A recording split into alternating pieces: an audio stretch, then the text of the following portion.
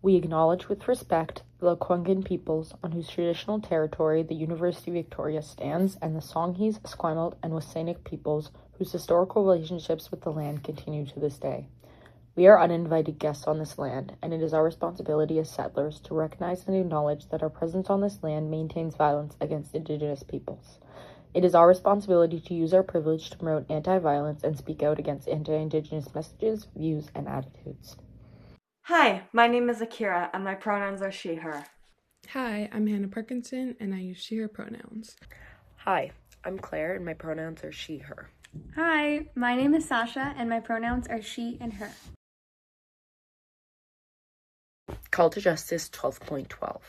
We call upon all child and family services agencies to engage in recruitment efforts to hire and promote Indigenous staff, as well as to promote the intensive and ongoing training of social workers and child welfare staff in the following areas: history of the child welfare system and the oppression and genocide of Indigenous peoples, anti-racism and anti-bias training, local culture and language training, and sexual exploitation and trafficking training to recognize signs and develop specialized responses. The first thing that we'll need in order to understand this call is to get at the why of it. What conditions have made this call so important? The call is important for two big reasons. First, the overrepresentation of Indigenous kids in the child welfare system, and second, because of the racism that's often experienced within it.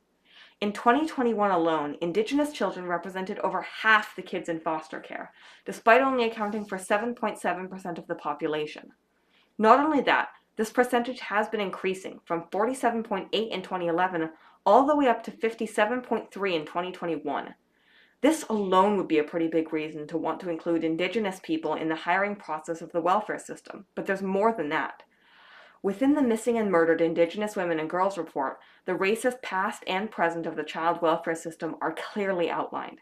From residential schools to the 60s scoop, even till now, Indigenous children are disproportionately taken away from their families. This happens almost entirely against their will and is perpetrated by the Canadian government under the child welfare system. There is an ongoing struggle within systems to provide culturally safe, trauma-informed, and community-based care.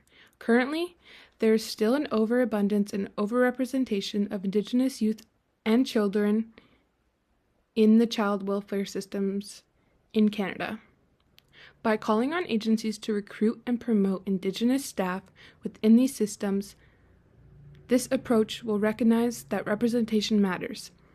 Indigenous workers can bring lived experiences, cultural knowledge, and relational approaches to understanding, creating trust and accountability.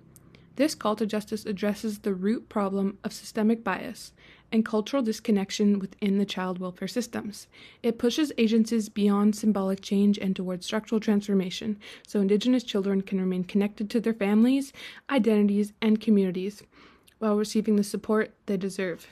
Some potential ways to act on this call to justice would include instilling new required courses for Canadian schools of social work, with special focus on Indigenous histories within the child welfare system, ensuring that staff are properly educated on past and ongoing Indigenous-specific issues within the field.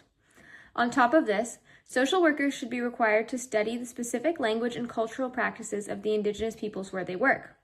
For example, someone working on the WSÁNEĆ territories should be required to familiarize themselves with the WSÁNEĆ ways of living, speaking, and practices. Another potential way to act would be promoting new initiatives that focus on providing Indigenous children in welfare with Indigenous caseworkers, ensuring that Indigenous children and families are well represented within the system, as well as encouraging recruitment and hiring for Indigenous peoples within social work. Lastly, a final way to act would be developing proper support plans and questions to ask children and guardians to help identify victims of sexual exploitation, trafficking, and other kinds of sexual abuse, as well as ensuring staff members are properly trained and educated on identifying the signs of sexual abuse within victims. In conclusion, we encourage you to look into the final report of the National Inquiry into Missing and Murdered Indigenous Women, Girls, and 2SLGBTQQIA+ peoples. Educate yourself on the calls for justice outlined in the report and find out what you can do to help. Take action. No contribution is too small. Thank you.